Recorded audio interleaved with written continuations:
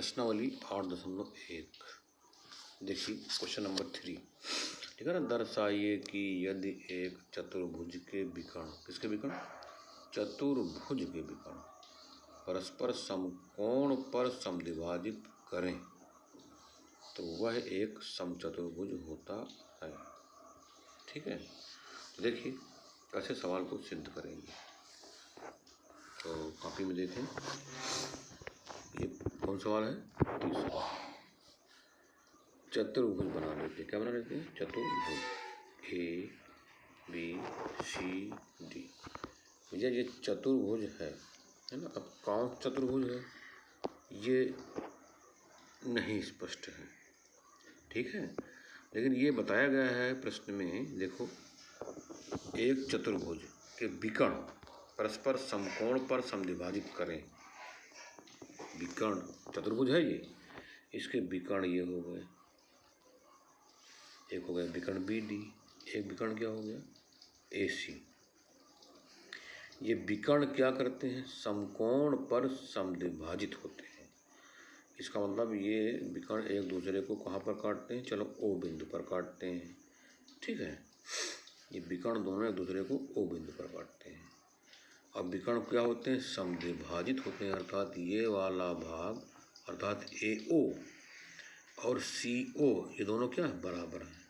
और ये कोण कितने का है, 90 का है। ये कितने का है, 90 का है।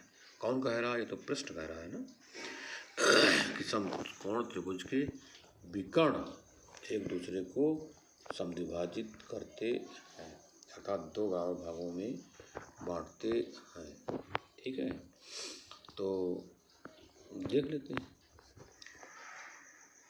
क्या दिया है, विकर्ण एक दूसरे को समद्विभाजित करते हैं, कहाँ पर, समकोण पर, ठीक है। इसका मतलब अगर आपसे हम कहें कि हम त्रिभुज ले रहे हैं ए ओ बी, त्रिभुज ए ओ बी और कौन ए ओ बी और त्रिभुज सी ओ डी, त्रिभुज सी ओ डी में, ठीक है। इन दोनों त्रिभुजों की बात कर रहे हैं आप, ठीक है। एक लेते हैं ए ओ बी और एक लेते हैं सी ओ बी। कोई प्रॉब्लम नहीं, कर लिख दिया गया, ए ओ बी, एक लिखेंगे सी ओ बी, हमने यहाँ लिख दिया डी ना, सी ओ बी लेंगे। अच्छा, एक त्रिभुज ए ओ बी, एक त्रिभुज सी ओ डी। सब भाई ध्यान देखिएगा, अच्छा, क्योंकि सिद्ध करना है आप, तो इन दोनों त्रिभुजों की हम बात कर रहे हैं। अब हम कहेंगे ए ओ बराबर सी ओ, ए ओ बराबर सी ओ, क्यों भाई, ये तो खुद ही कहा प्रश्न ने कि विकर्ण समद्विभाजित होते हैं। इसका मतलब ये बात क्या है, प्रश्न में दी गई है, दिया है। अब इस त्रिभुज में बताओ ओ बी है कि नहीं, और इस त्रिभुज में भी ओ बी है। इसका मतलब दोनों त्रिभुजों में ओ बी भुजा उभय निष्ठ है, अर्थात इसको ऐसे भी कर सकते हैं ओ बी बराबर ओ बी। चूँकि दोनों त्रिभुजों की बात कर रहे हैं तो दोनों त्रिभुजों में ओ बी है तो ओ बी बराबर ओ बी है।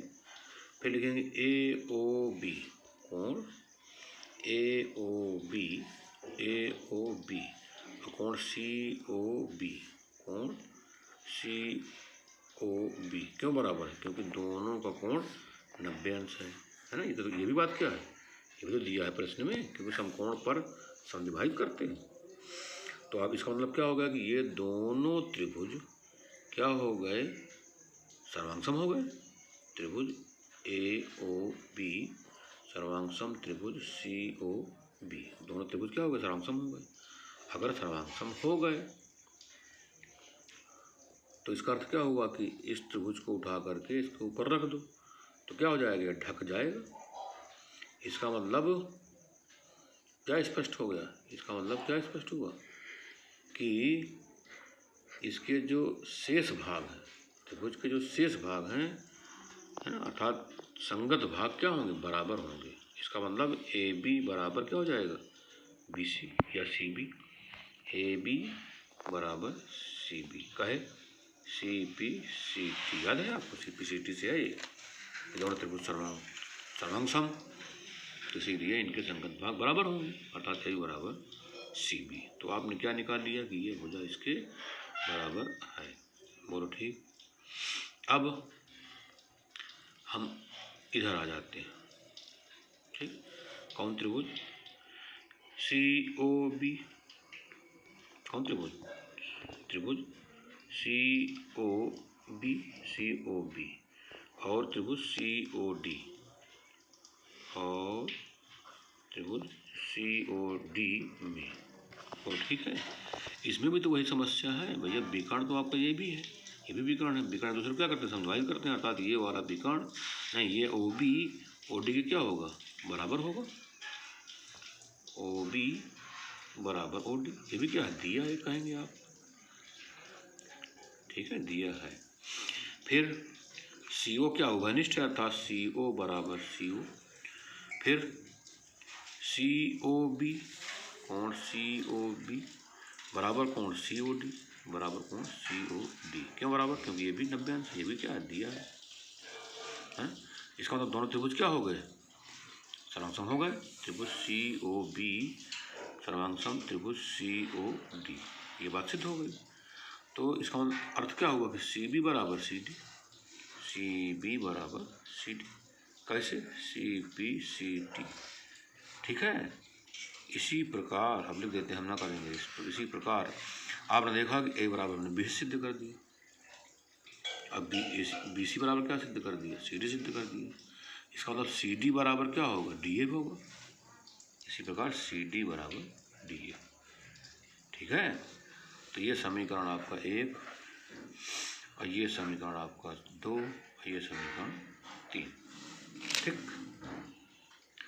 तो समीकरण 1, 2 और 3 से क्या आपने देखा? 1 में क्या लिखा है? ए बी बराबर सी बी।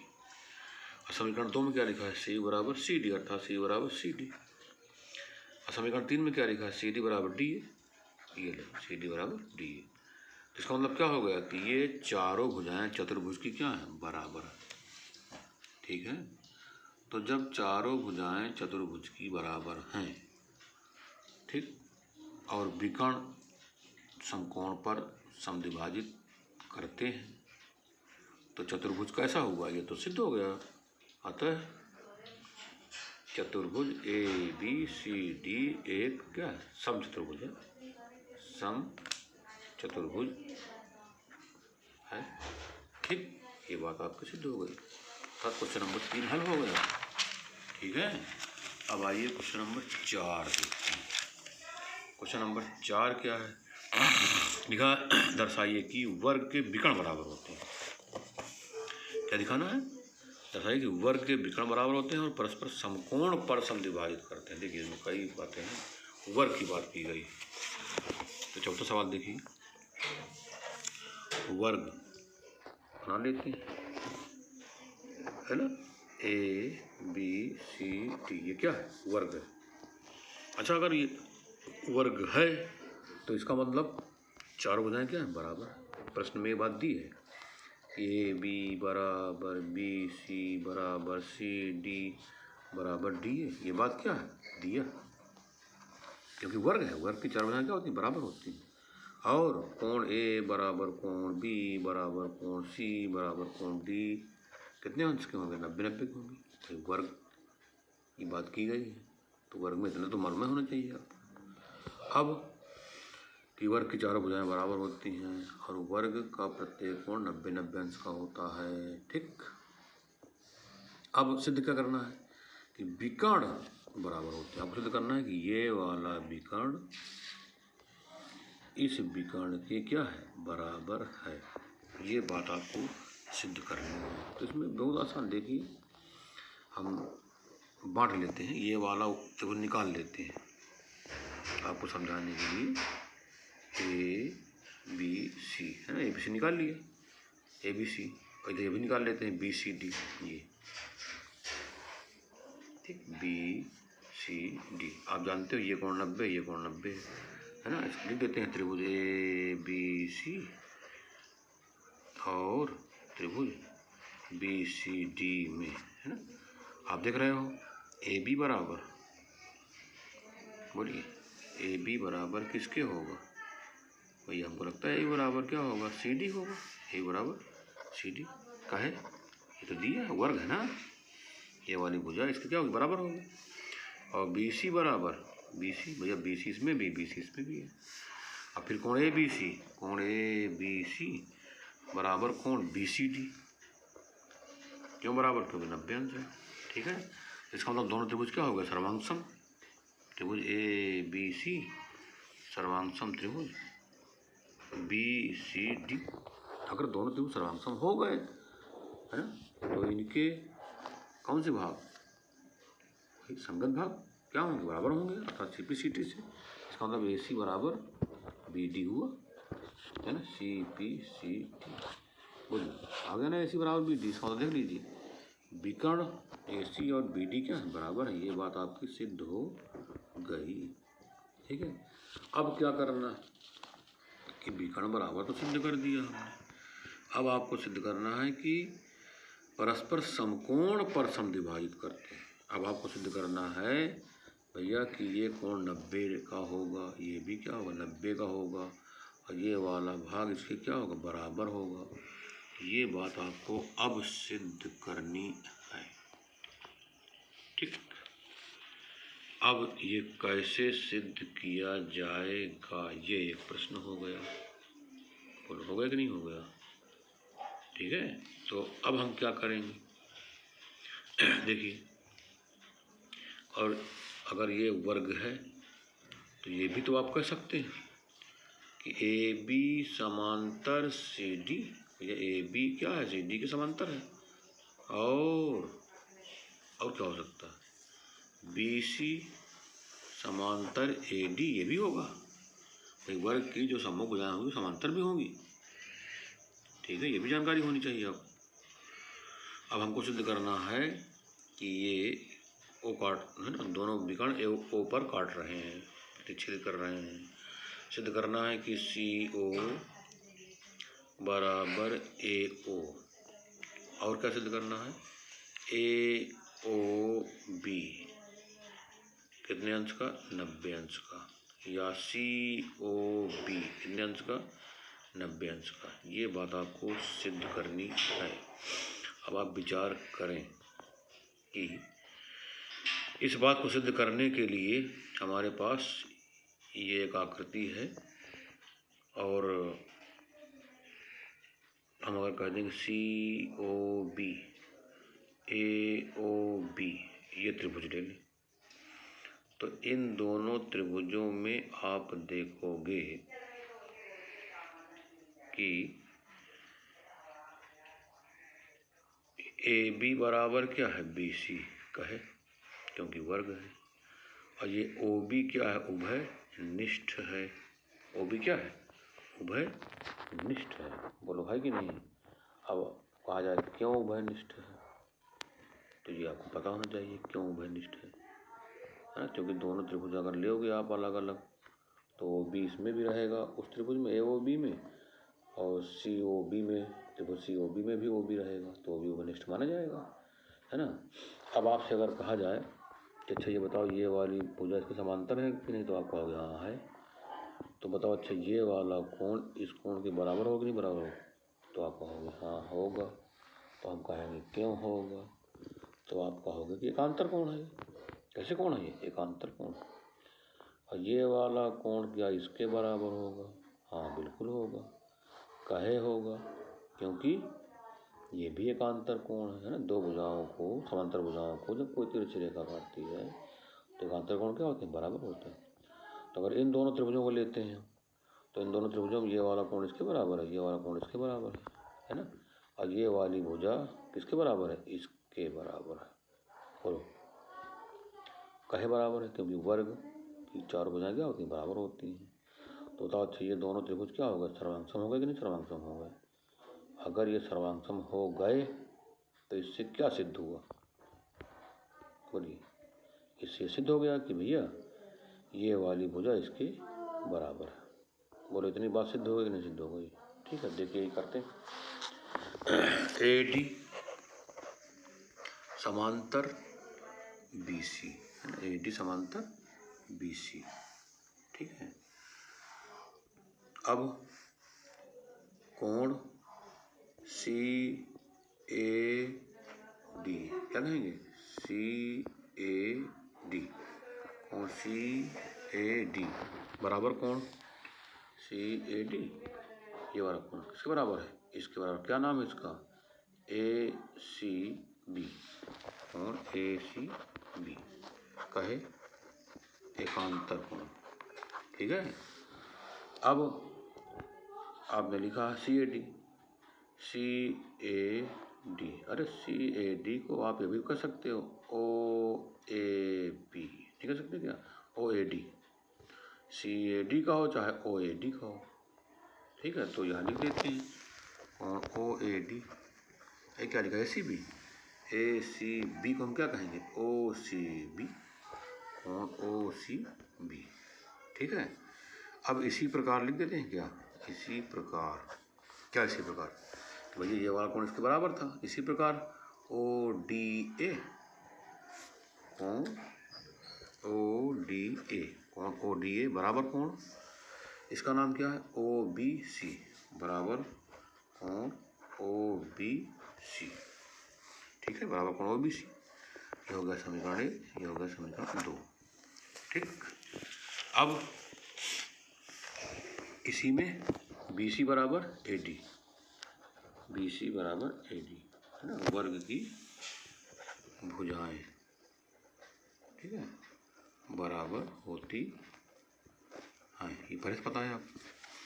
तो समीकरण 1 और 2 और ये बात, इसको 3 कर दें क्या, लिख देते हैं समीकरण 1 2 और 3 से क्या निकला, त्रिभुज AOD, त्रिभुज AOD क्या लिखा AOD, सर्वांगसम त्रिभुज BOC। ठीक है, यहाँ लिख देते हैं AOD सर्वांगसम त्रिभुज BOC।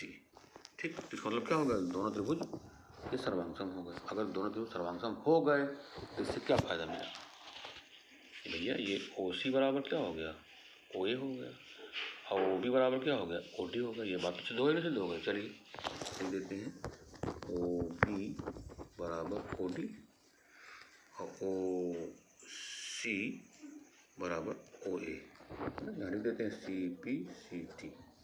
ठीक है, सर्वांगसम त्रिभुज हैं तो इनके संगत भाग क्या होंगे, बराबर होंगे। तो कुल मिला करके हमने इतनी बात तो सिद्ध कर ही दी करने की कि ये वाली भुजा इसके बराबर है। ठीक, अब हम त्रिभुज लेते हैं AOB, क्या लेंगे, त्रिभुज AOB और त्रिभुज COB, त्रिभुज COB में इन दोनों त्रिभुजों की बात करेंगे AOB और COB। अभी हमने सिद्ध किया OA बराबर OC, OA बराबर OC सिद्ध किया। अब आप बताइए OB बराबर OB तो होगा, OB बराबर OB। ठीक, और BC बराबर AB, BC बराबर AB, भैया वर्ग की भुजा है ना ये। तो कुल मिला करके दोनों त्रिभुज क्या हो गए, सर्वांगसम त्रिभुज AOB सर्वांगसम त्रिभुज COB, ये बात सिद्ध हो गई। इसका मतलब क्या हो गया कि ये भैया दोनों त्रिभुज सर्वांगसम हो गए। अगर सर्वांगसम हैं तो इनके संगत भाग भी क्या होंगे, बराबर होंगे। संगत भाग कौन कौन है, कोण बता देते हैं AOB, कोण AOB और कोण COB, ये बराबर होंगे। अर्थात कोण यहाँ लिख देते हैं कोण AOB बराबर कोण COB है ना, ये वही क्या है CPCT से। ठीक, कुल मिला करके ये दोनों कोण बराबर हो गए, ये सिद्ध कर दिया। अब आप जानते हैं AOB और COB जोड़ेंगे तो क्या जाएगा 180, लिख देते हैं कोण AOB बराबर कोण COB, नहीं बराबर नहीं धन बराबर 180 अंश, क्या लिखेंगे रैखिक युग्म है ना, तो दोनों का योगफल 180 होगा। ए ओ बी का मान क्या, सी ओ बी बराबर है, यहाँ लिख देते हैं ओ बी की जगह पर कोण ए सी ओ बी, आगे है कोण सी ओ बी बराबर 180 अंश। दोनों जोड़ दीजिए, दो कोण सी ओ बी बराबर 180 अंश, तो कोण सी ओ बी बराबर 180 अंश बटे 2 है ना, ये बटे 2, तो कोण सी ओ बी बराबर 90 अंश। ठीक, तो आपने देखा कि कोण सी ओ बी और कोण ए ओ बी बराबर 90 अंश, ये बात आपकी सिद्ध हो गई, क्योंकि दोनों कोण सी ओ बी का मान भी 90 होगा, आपने निकाल लिया, ए ओ बी का भी 90 ही होगा। ठीक, तो आपने देखा कि क्या सिद्ध कर दिया कि विकर्ण परस्पर समकोण पर समद्विभाजित होते हैं। ठीक, किसमें है ये, वर्ग में। क्या सिद्ध कर दिया कि वर्ग के विकर्ण परस्पर समकोण पर समद्विभाजित होते हैं। ठीक है, अब विकर्ण बराबर होते हैं, ये बात सिद्ध कर ही दिया पहले ही। तो कुल मिलाकर के ये चौथा प्रश्न देखो लगाओगे, अब देखो कितना बड़ा हो गया चौथा सवाल, चौथा सवाल कितना बड़ा होगा देख लीजिए। लेकिन सभी बातें बिल्कुल हमने आपको स्पष्ट रूप से बता दिया। अब आपका ये काम है कि धीरे धीरे धीरे धीरे धीरे धीरे समझें, वीडियो देखें, है ना, और जब आपको समझ में आ जाए तो एक बार रफ में लगा कर देख लें कि हमको वास्तव में आ गया कि नहीं आ गया। ठीक, इस प्रकार ये सवाल पूरा कर लीजिएगा, शेष काम फिर।